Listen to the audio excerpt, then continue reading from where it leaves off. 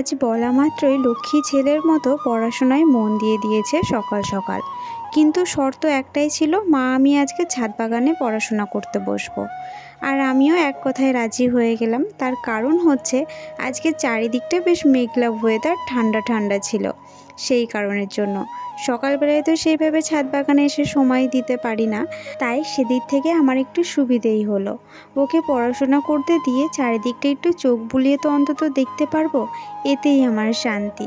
আর তাছাড়াও এই ছাদ বাগানে সবথেকে মিষ্টি মুহূর্ত হচ্ছে এই সকালবেলা। এই সকালবেলায় যদি ছাদ বাগানে খুব বেশি করে আধা ঘন্টা সময় কাটানো যায়, তাহলে সারা দিনের যত এনার্জি এখান থেকে পাওয়া যায়।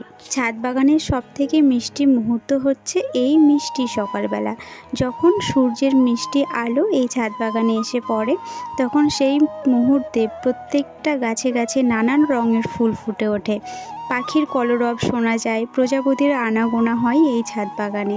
তাই সেই মুহূর্তে এসে ছাদ বাগানে সময় কাটালে এমনি এমনি সমস্ত মানসিক ক্লান্তি দূর হয়ে যায়।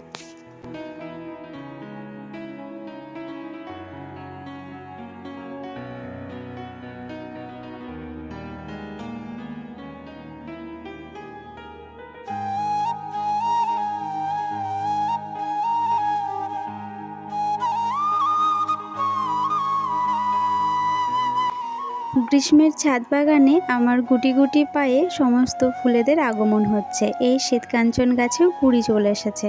আর এই যে এই টাইম ফুল গাছের মধ্যেই আর এক টাইম ফুলের গাছ বেরিয়েছে। এটা যদিও বা জঙ্গলের একটা গাছ, এটাকে তুলে এতদিন ফেলে দিতাম, কিন্তু আজকে ফেলতে গিয়েই দেখছি ছোট্ট ছোট্ট হলুদ হলুদ ফুল, দেখে মায়া লাগলো তাই রেখে দিলাম। আর তাছাড়াও গাছটা দেখতে বেশ ভালো লাগছে।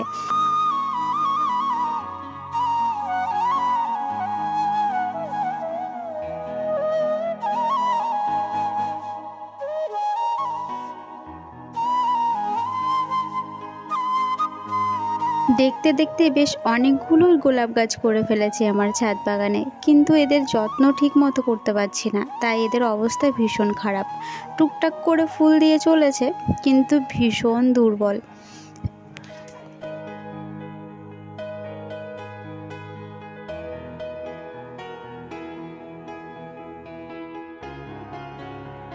জানো তো, এবার বেলি গাছে কিন্তু প্রচুর করে ফুল ফুটতে শুরু করেছে, কিন্তু এই ফুলের একদমই গন্ধটা প্রকাশ হচ্ছে না। প্রতিদিনই মা তুলে তুলে পুজোতে লাগাচ্ছে। আমার মনে হয় বৃষ্টির কারণের জন্যই ফুলের সুগন্ধটা ঠিকঠাকভাবে প্রকাশ পাচ্ছে না। বৃষ্টি হলেই তখন হয়তো এই ফুলের গন্ধ চারিদিকে মম করে।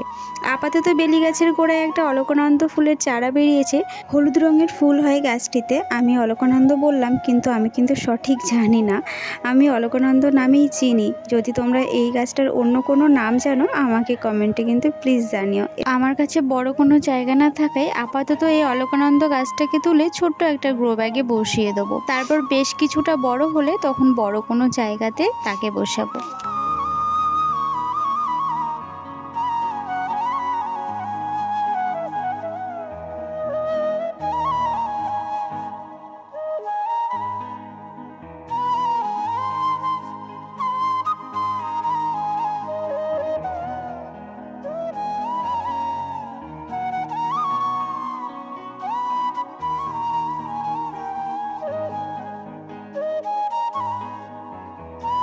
আমার কাছে সর্ষের খোলটা ফুরিয়ে গেছে, তাই গাছে কোনো তরসার প্রয়োগ করতে পারছি না। তাই কিছু আলুর খোসা আর একদিকে পাকা কলার খোসা ভিজিয়ে রেখেছি। আলুর খোসা তরসারটা এখন দিচ্ছি, তার কারণ এখন যেহেতু রৌদ্রের তাপ ভালোই পড়েছে, তাই আলুর খোসার এই ঠান্ডা তরসার এখন গাছের পক্ষে ভীষণ উপকারী হবে। আর একদিকে পাকা কলার খোসা ভিজিয়ে রেখেছি। এই পাকা কলার খোসাগুলো না অনেক পুরনো। আমি পাকা কলার খোসাগুলোকে শুকিয়ে অনেক দিন রেখে দিয়েছিলাম, আর সেইগুলো এইভাবে ভেজাতেই এরকম পুরো কালো হয়ে গেছে। এই জলটা কিন্তু গাছের জন্য খুব উপকারী। পটাশের পরিবর্তে আমি এই পাকা কলার খোসা ব্যবহার করে থাকি।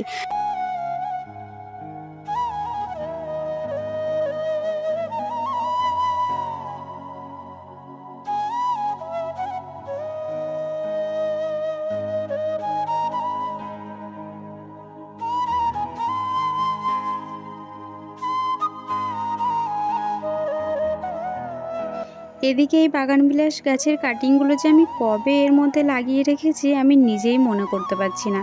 আজকে বার করতে গিয়ে দেখছি এমনভাবে টাইট হয়ে গেছে, এই বালিটাকে আমি ভাঙতেই পারছি না।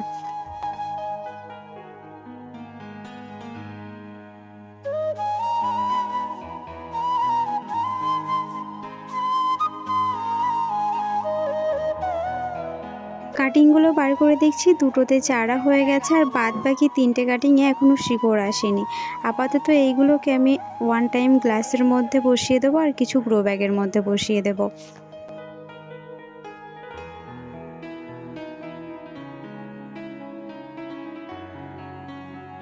এই গ্রো ব্যাগের মধ্যে আগে থেকেই কিছু জবা গাছের কাটিং বসানো ছিল, সেগুলো হয়নি, তুলে ফেলে দিয়েছি, আর এইভাবেই রয়ে গেছে গ্রো ব্যাগগুলো।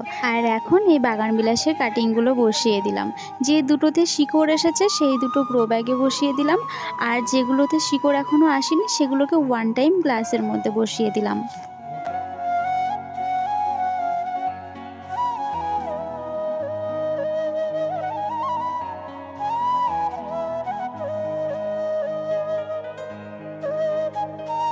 এই বাগানবিলাসের কাটিংগুলো কবে আমি বসিয়েছি তা তো আমি জানি না, তবে এই ডালগুলো বেশ মোটা মোটা। মোটা ডালে শিকড় আসতে প্রচুর দেরি হয়, আর এই ডালগুলোই শিকড়টা দেখে আমার সত্যি খুব ভালো লাগছে। জানি না গাছের শেপগুলো কেমন করতে পারবো, তবে গাছের শেপ যদি আমি দিতে পারি খুব সুন্দর শেপ হবে গাছের।